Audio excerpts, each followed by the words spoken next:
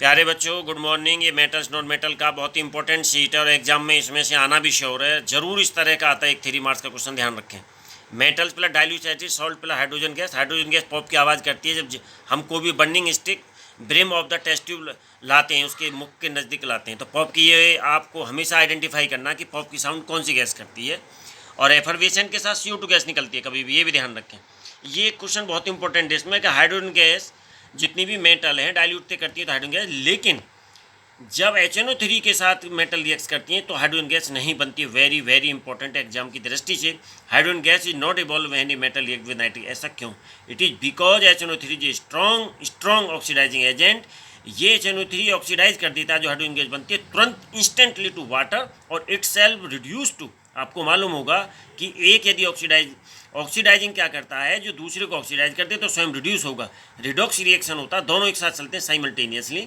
तो इसमें नाइट्रोजन को ऑक्साइड बन जाती है 3, नाइट्रस ऑक्साइड, नाइट्रिक ऑक्साइड और नाइट्रोजन डाइऑक्साइड।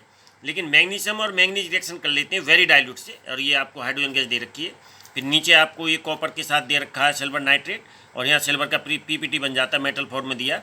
ये रिएक्टिविटी सीरीज बहुत इंपॉर्टेंट है, एग्जाम में ज़्यादा आपके चैप्टर में नहीं है, चैप्टर में थे मेटल नॉन मेटल में थे।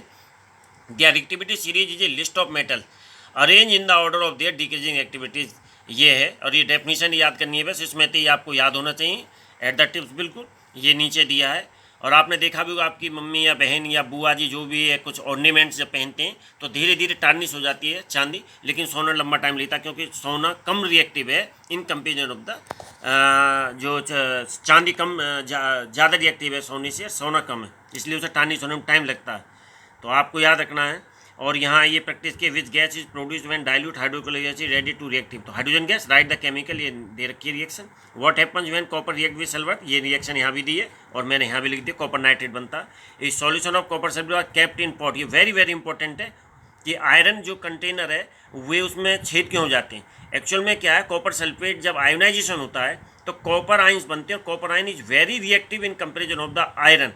एक्चुअल में आयरन कॉपर से ऊपर है, लेकिन जब फ्री रेडिकल्स कहते हैं उन्हें, जब आयन फॉर्म में होता है तो वेरी वेरी स्ट्रॉन्ग हो जाता है और इसकी रिएक्टिविटी बढ़ जाती है इन कंपेरिजन होता है एटम फॉर्म से। ये always keep in your mind, थोड़ा सा उल्टा लग रहा है हमें, और ये अटैक करता है बार बार उसकी सरफेस पर, किसकी पर, कॉपर जो कंटेनर है, जिससे उसमें होल हो जाते हैं। ये always keep in your mind, बहुत ही अच्छा एग्जाम दे। चौथा क्वेश्चन बहुत इंपॉर्टेंट है ये मैं आपको बता दूँ, ये चौथा बहुत ही इंपॉर्टेंट है और ये आता है एग्जाम में 3 मार्क्स का। यूज द टेबल, ये आपको दे रखे हैं। ये बी डिस्प्लेस कर रहा है, ए में कोई नहीं, तो लिए बी ज़्यादा हुआ। Which is the most reactive, यहाँ ये भी पूछ सकता है which is the least reactive metal, तो डी कहीं निकल रहा, डी आएगा। और आपको मालूम है फिर ए आ रहा बी के बाद, तो ए आ गया यहाँ, डी लास्ट में, तो सी ऑटोमेटिक बच गया। इसी के साथ ये सीट खत्म। थैंक यू बेटे।